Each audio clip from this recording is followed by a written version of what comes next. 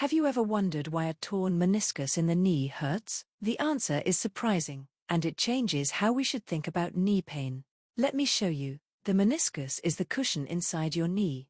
But here is the strange part. The inside of that cushion has no blood vessels, and where there are no blood vessels, there are no nerves.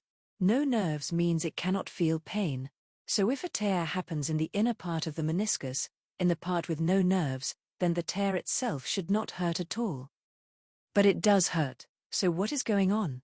Here is the key. When something is torn, the body tries to heal it. It sends in new blood vessels, and this is the important part. Wherever new blood vessels go, new nerves grow in alongside them.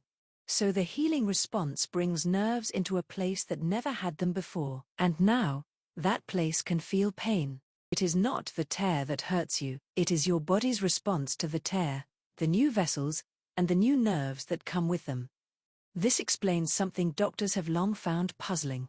In large studies, most people over 50 have some meniscus damage, but here is the surprise. About 60% of people with a tear feel no pain at all. None. The tear is there, but without that nerve response, it stays completely silent. So the tear alone does not decide whether your knee hurts, the response decides. Now, what about swelling? Why does the knee fill with fluid? Many people think the fluid comes from the tear itself, or from little fragments floating around, but that is not quite right. The fluid is made by a different tissue, the joint lining, called the synovium, and it does this in response to events, a hard step, a deep squat, a moment when the knee gives way.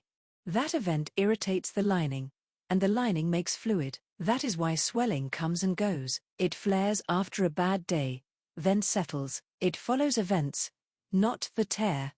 So the swelling is not the disease, it is a signal. It is your knee telling you something happened. Now, why does all of this matter to you? Because it changes what we treat.